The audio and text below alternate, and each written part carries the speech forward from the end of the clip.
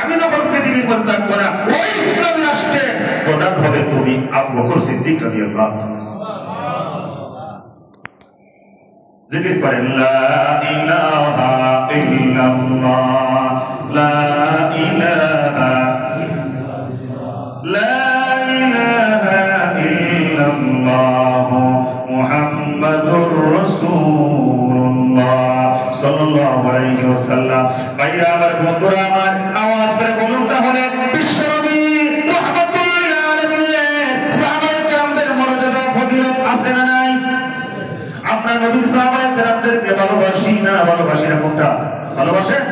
আমরা নবীর সাহাবায়ে কেরামদেরকে ভালোবাসি।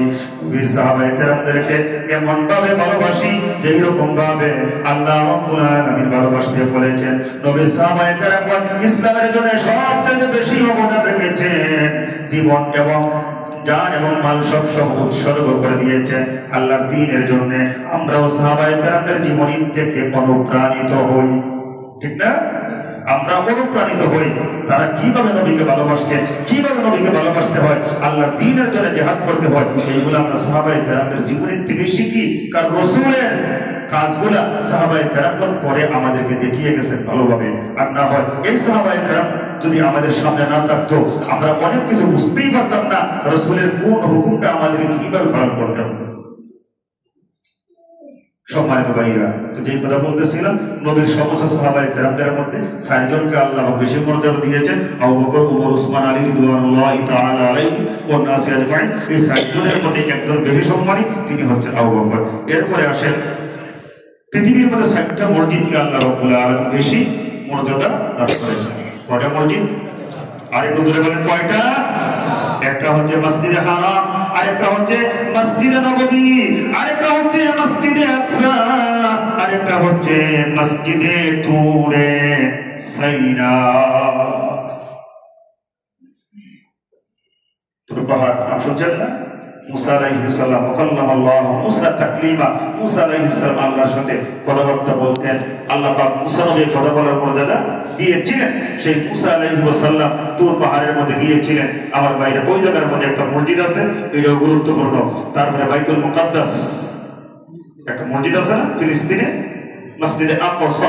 সুবহানাল্লাযী আসরা বিআবদিহি লাইলাম মিনাল মাসজিদিল হারামি ইলাল মাসজিদিল আকসা। বিশ্বনবীর মেরাজের ঘটনা সংঘটিত হয়েছিল মসজিদে হারাম থেকে মসজিদে আকসা, সেখান থেকে ঊর্ধ্বগম। এক সময় মুসলমানদের সামনে কিবলা। ভাইরা আমার, বন্ধুরা আমার, আরেকটা হচ্ছে মসজিদে নববী। বিশ্বনবী রাহমাতুল লিল আলামিন রওজা শরীফের মধ্যে ঘুমায় আছেন। মদিনা গেছেন না অনেকে? হ্যাঁ, আপনার আমার যাইতে মনে চায় না? অনেকে গেছেন, যারা যান নাই মনের মধ্যে একটাই আকাঙ্ক্ষা, যদি মদিনা যাইতে পারতাম। আকাঙ্ক্ষা আছে না নাই? কত দূর ওই মদিনার পর, ওহুদের মাটার কত দূর, তায়েফের দামাত কত দূর, কত দূর রাসূলের রওজা বলো, কোথা সেই বেলালের আযানের সুর।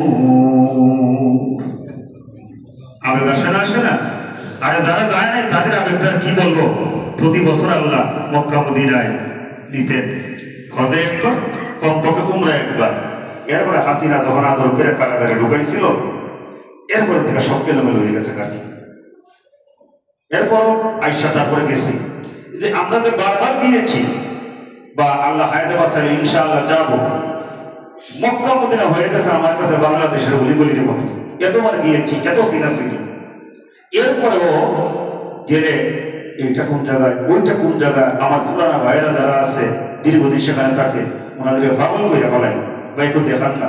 কারণ আমার নবীর দেশ, আবু বকরের দেশ, উমরের দেশ, উসমানের দেশ, আলীর দেশ, সাহাবায়ে কেরামদের দেশ, উম্মাহাতুল মুমিনিনদের দেশ, এবং অসংখ্য অগণিত নবী রাসূলগণ সবাই এই জায়গার মধ্যে খানায়ে কাবা তওয়াফ করছে। প্রত্যেকটা গলিতে গলিতে যখন হাঁটি আমার মনে হয় এই রাস্তা দিয়ে ইব্রাহিম আলাইহিস সালাম হাঁটছেন, এই রাস্তা দিয়ে ইসমাঈল আলাইহিস সালাম হাঁটছেন, এই রাস্তা দিয়ে সুলাইমান আলাইহিস সালাম হাঁটছেন। মুহাম্মদ সাল্লাল্লাহু আলাইহি ওয়াসাল্লামের বাড়ি ওই তো এই জায়গার মধ্যে। কোন রাস্তা আছে যে রাস্তা দিয়ে আমার নবী হাঁটেন না? মনের মধ্যে অন্যরকম একটা আবেগ। আর যারা যায় নাই তাদের মনের মধ্যে কত আকাঙ্ক্ষা।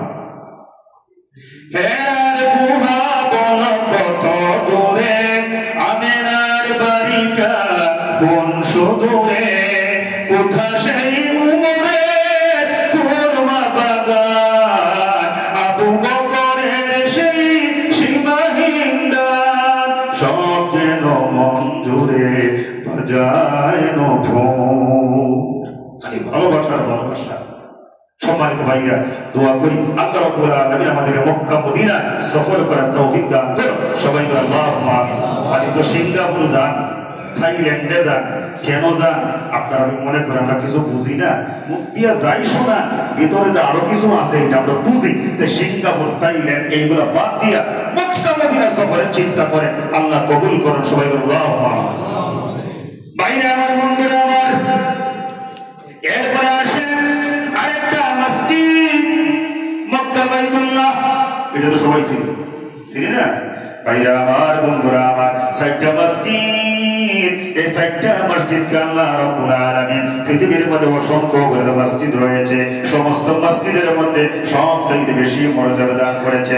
আর এই 4টা মসজিদের মধ্যে আল্লাহ রাব্বুল আলামিন যেই মসজিদকে সবচেয়ে বেশি মর্যাদা দিয়েছেন, ওই মসজিদের নাম হচ্ছে মসজিদে হারাম। জোরে বলা কিনা?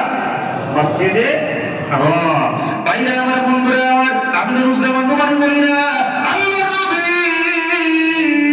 বিশ্বনবী রাহমাতুল লিল আলামিন বলেন, as-salatu ফিল মাসজিদিল হারামি বিদিআতি আলফি সালাতিন। বিশ্বনবী রাহমাতুল লিল আলামিন বলেন, দুনিয়ার মানুষেরা রে, যে ব্যক্তি মক্কার বাইতুল্লাহ খানায় কাবা মসজিদে হারামের মধ্যে এক রাকাত নামাজ আদায় করবে রে, আল্লাহ রাব্বুল আলামিন ওই ব্যক্তির আমলনামার মধ্যে 1 লক্ষ রাকাতের সওয়াব দিয়ে দিবে।